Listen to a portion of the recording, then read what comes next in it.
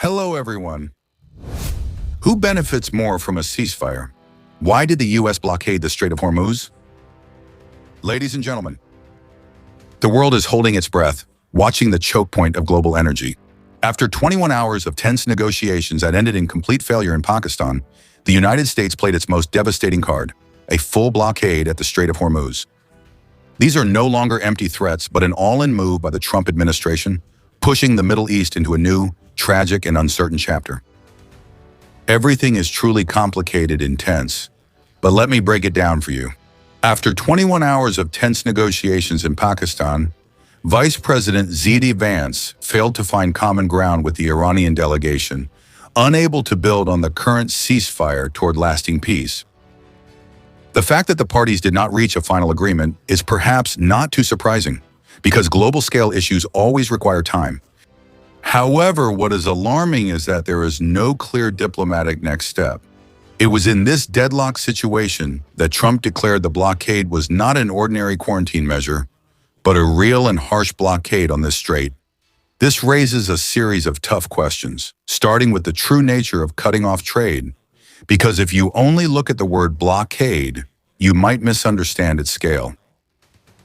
Next, we will look at how the United States carried out this blockade on the ground, its direct impacts on the Iran war, which is currently in a pause, and also the risks of escalating conflict with other countries. That's right, once again, we have to face the prospect of a world engulfed in the flames of war.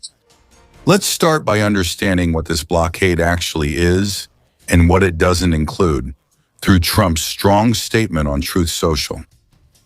I will quote the most important parts, omitting Trump's personal, flamboyant language.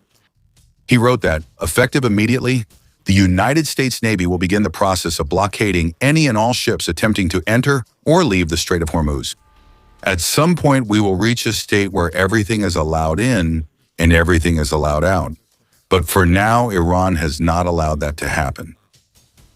In the same statement, I also directed our Navy to search for and seize any ship in international waters that has paid toll fees to Iran. No one who pays that illegal fee will be allowed to enjoy a safe journey at sea. We will also begin destroying the mines that the Iranians have laid in the strait. Any Iranian who fires at us or at peaceful civilian ships will be blown straight to hell. The blockade will begin soon. He also affirmed that other countries will join this blockade. Now, although the beginning of the announcement said that all ships would be blocked, the rest of the message pointed out that the real goal is to stop ships that pay protection fees to Tehran. Basically, the threats to attack Iranian ships have caused most of the transportation activities here to be paralyzed. The United States blockade was designed to prevent the remaining ships from paying protection fees to Iran. If a ship carrying oil somehow manages to get through, of course, it's not a good idea. But if it actually gets through, the United States certainly won't stop it. Meanwhile, the word blockade has attracted a lot of attention. But the part about pursuing ships that have already paid the fee is actually a much more important strategic move. The data on this issue is still quite scattered, but there may have been about a dozen oil tankers that have passed through the strait since the ceasefire agreement was announced on Tuesday. This will immediately force the U.S. Navy to operate at full capacity. Moving on to the analysis section, let's first address the question of whether the United States can do this and how they will carry it out. The answer to whether it can be done is very easy. This is not too difficult as long as you possess the world's strongest navy and are willing to go all out. After all, the Strait of Hormuz is a strategic choke point. However, the United States would have to make significantly more effort to control Hormuz than Iran would to simply close it. Iran's closure relies on the threat of missile strikes against ships, whereas the U.S. blockade relies on interception and seizure. But a larger gap requires broader coverage. That means it might take up to 2 carrier strike groups to take on the responsibility, including the Abraham Lincoln, which is already present, and the George Hart, which would be deployed as well. Bush is on the way to the area after leaving Virginia at the end of March. Adding in some destroyers and escort ships will have a real blockade on our hands. You should also note that it mentions the involvement of other countries. If that's actually the case, not just a distant hope, we can imagine ASEAN and the UAE patrolling the coastal waters inside the strait, although that would only force ships trying to break through to sail closer to Iran's coastline. We have seen that the United States is fully capable of seizing unprotected ships operating in defiance of the White House's policy. The only thing to keep in mind is that traditionally you need Coast Guard assets for boarding and inspecting ships. However, these pieces of equipment are limited, and pursuing every fee-paying ship would be very exhausting and costly. Imagine what would happen if, instead, the United States set up a checkpoint near the Strait of Malacca to wait for violators to come to them. The flames of global conflict would then flare up even more intensely. Let's put logistics aside and focus on the strategy. The beginning of all this was Trump repeatedly asserting that Iran had no cards to play. Another reason for us to feel disappointed about the fateful meeting on February 28, 2025 at the White House. That phrase has now been deeply etched into everyone's mind, even for the Iran war that began exactly 1 year after that day. The irony of this situation is that Trump admitted the Strait of Hormuz was an exception to Iran's lack of leverage. Straits are essentially a collection, a set of power cards, and they are often the decisive card for victory. Throughout the war so far, the United States has allowed ships to pass through the strait disproportionately, refusing to disturb the ships following Iran's costly planned routes. The reason for this is the bizarre political situation that we constantly have to discuss. The main obstacle preventing the continuation of the war is not based on military outcomes, but rather on political factors. Specifically, it is inflation in the United States, which soared to 3% last month. This strange political motivation has also led to the odd exemptions that the United States has granted to countries trying to import oil from Russia or Iran. At that time, the administration tried every possible trick to keep oil prices from rising. Now Trump is changing tactics, a risky move and a turning point in this turbulent geopolitical chess game. If this blockade order actually goes into effect, global oil prices will definitely skyrocket again. Overall, the White House opted for a less escalatory move after negotiations reached a complete deadlock. A clearer and more brutal option would have been to resume the massive bombing campaigns.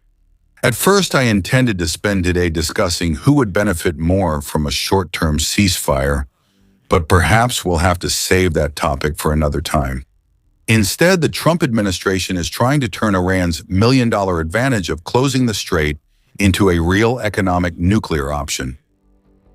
Despite all the tragedies happening in Iran and all the harsh criticism on social media, Trump has somehow managed to maintain an approval rating above 30%.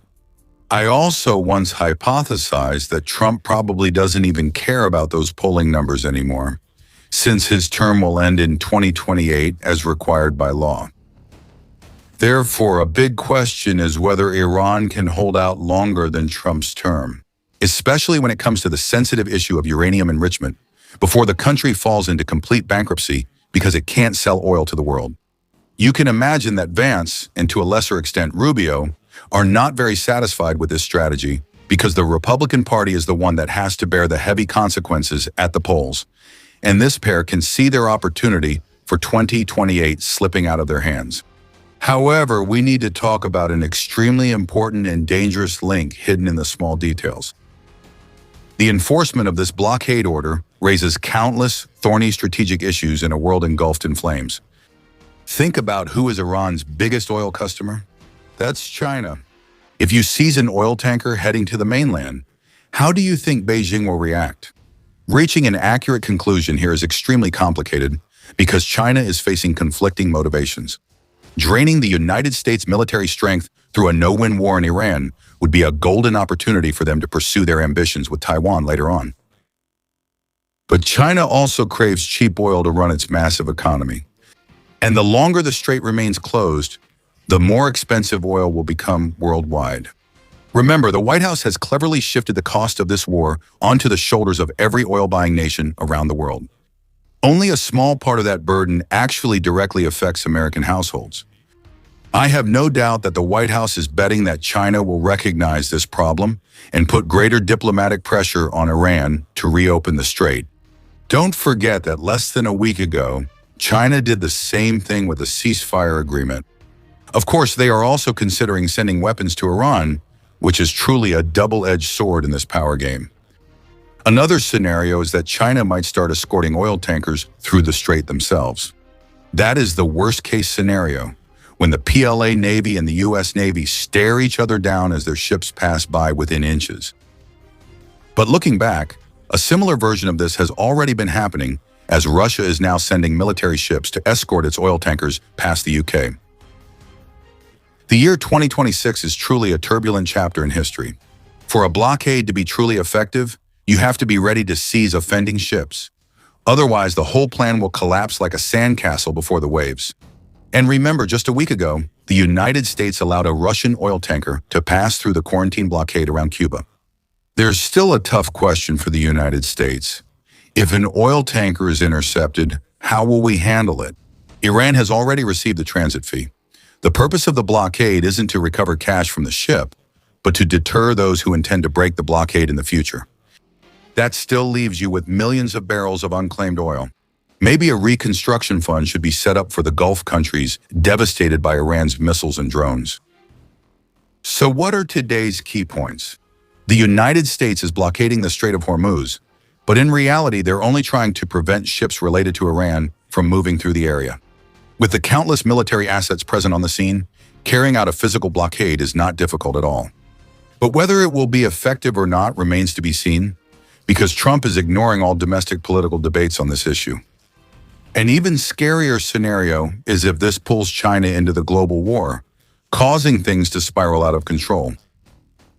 The prospect of an agreement between the United States and Iran is becoming more uncertain than ever, as 21 hours of tense negotiations in Pakistan have ended in a complete deadlock. Immediately after that, the United States unilaterally initiated a blockade of the Strait of Hormuz to stop Iran's scheme of establishing an illegal toll collection system for passing ships. Therefore, the 2-week ceasefire agreement that began last Tuesday now seems unlikely to ever be extended.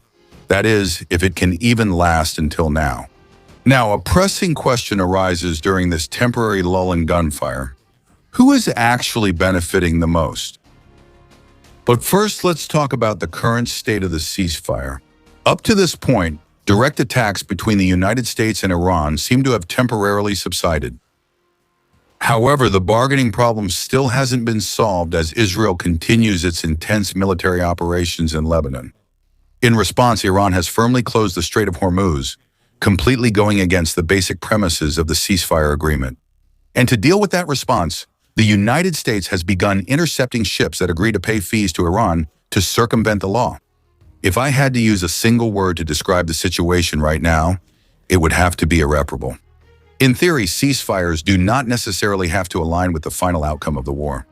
For any agreement to last, its terms must correspond to the long-term balance of power. There is some room for maneuver in how the agreement is structured, which we will discuss later, but in reality, it cannot stray too far from the current situation on the ground. It's ridiculous that each side in the conflict tends to falsely claim that a ceasefire gives the other side more of a military advantage than it gives themselves. Think back to how many times you've heard similar arguments over the years about the war between Russia and Ukraine. However, the harsh reality is that it's completely impossible for both sides to gain a military advantage at the same time. Power between nations is a zero-sum game, so whatever one side gains is a loss for the other side. The balance of expectations can only tilt to one side, and therefore only one country truly benefits militarily from this pause. One side will regain strength as the lull ends, and the other side will try to strike twice as hard when the fury erupts again. As observers of the war, the best way to think about such statements is to return to the starting point. Perhaps it's best not to listen to what the leaders declare in this regard. Let's assume that one side will actually gain more advantages. If that advantage is significant, then agreements will become impossible and the entire dialogue becomes meaningless. This is one of the main obstacles to a solution in Ukraine. When the shift in power is smaller, you can negotiate your way out of the problem, but that requires making much more substantial concessions to the weaker side. The weaker side knows the agreement will eventually hurt its interests, so it must receive greater benefits from the start to compensate. However, this creates a classic incentive to hide the truth. The message, "I am so pitiful, I need more to accept the agreement," is always something one side wants to send, regardless of the actual truth. As a result, we are forced to analyze what is actually happening on the ground if we want to know who truly benefits, instead of just listening to the lip service of the leaders. How much longer until the United States or Israel loses patience and decides to bomb Iran's defense industry once again? Looking at the timeline of a ceasefire, the situation for Iran will not change much on this front. The harder question, based on public information up to the ceasefire, is the number of weapons. The most important thing is the air defense weapons that Iran managed to hide in secret locations throughout the duration of the conflict. If you believe that the answer is that there's nothing left, that they've already used everything they have, then any further analysis is purely academic. Because at that point, Iran would have nothing left to redeploy, and a ceasefire would become meaningless for military decisions. But if that's not actually the case, the United States will be facing a real strategic disaster. The first step in any air war is to destroy the enemy's air defense system. Once the skies are wide open and belong only to you, your fleet can freely operate to destroy more valuable targets.